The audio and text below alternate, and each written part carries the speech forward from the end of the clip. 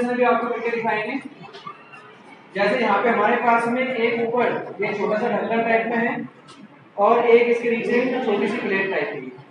अब हम बल लगाएंगे इस वाली प्लेट पे तो देखते हैं कि क्या होता है।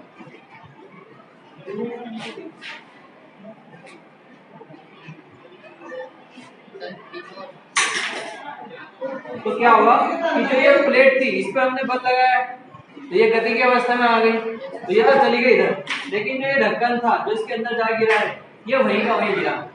कारण क्या था कि ये विराम अवस्था में था, वो इसके नीचे निकल के चली गई, लेकिन ये विराम अवस्था में था, जब तक ये गति की अवस्था में आता है इतना ही नीचे गिर चुका है इसके अंदर। ऐसे तुमने कभी देखा होगा जब आप गाड़ी में जाते हैं, अगर आप खड़े हुए गाड़ी के अंदर और गाड़ी के अचानक ब्रेक लगे तो भी आपको झटका महसूस देता है, या आप गाड़ी में हो और एकदम से गाड़ी चले तब भी आपको झटका महसूस करता है।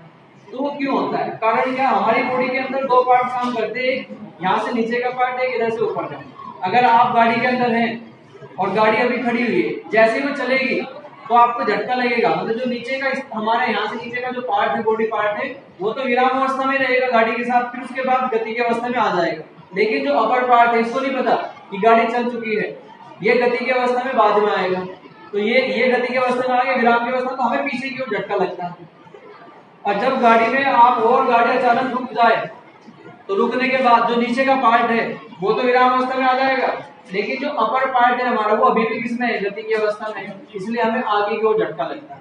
आपने देखो जैसे गाड़ी चलेगी एकदम तो हमें पीछे की ओर झटका लगता है, और गाड़ी अगर रुकेगी तो हमें आगे की ओर झटका लगता है। कारण क्या है, जब गाड़ी खड़ी हुई है तो हमारा जो लोअर पार्ट है वो भी गाड़ी के साथ क्या विराम अवस्था में, ऊपर वाला विराम अवस्था में, ऊपर वाला पार्ट। गाड़ी चलनी स्टार्ट हुई तो गाड़ी के साथ जो नीचे का पार्ट है वो तो गति की अवस्था में आ गया, लेकिन ऊपर का पार्ट अभी भी किसमें है, विराम अवस्था में। तो इसलिए ये आगे जो है पीछे से झटका इस तरह से लगेगा।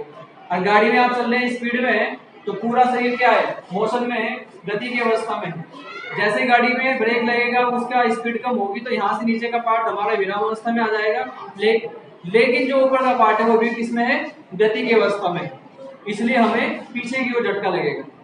ठीक है, तो ये जड़त्व का नियम था कि कोई भी वस्तु अगर विराम में रखी है तो विराम अवस्था में रहेगी, और अगर वो एक समान चाल से चल रही है तो एक समान चाल से चलती रहेगी, जब तक कि उस पर बाहर से कोई बल लगाकर उसकी स्थिति में परिवर्तन न किया जाए। जैसे अगर इसमें बाहर से बल लगाऊं, मैं इसको इधर लेके चला जाऊं तो अब ये इधर हट गई क्योंकि हमने इसे बाहर से बल लगाया। ऐसे अगर तुम किसी गाड़ी के अंदर बैठे हो तो गाड़ी के अंदर रहने के बाद आप गाड़ी को इधर उधर नहीं चला सकते। अगर किसी गाड़ी को आपको खिसकाना है तो आप बाहर से बल लगा के खिसका सकते हैं, लेकिन अंदर बैठ के नहीं लगा सकते, क्योंकि आंतरिक बल से उसकी स्थिति में परिवर्तन नहीं होगा।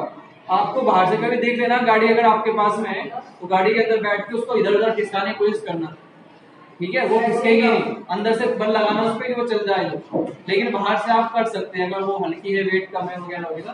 तो ये था आपका जड़त्व का नियम। जड़त्व का नियम क्या कहता है, जड़त्व किसमें ज्यादा होगा किसमें कम होगा, जिस वस्तु का द्रव्यमान जितना अधिक होगा, जो जितनी भारी होगी उसका जड़त्व उतना ही अधिक होगा।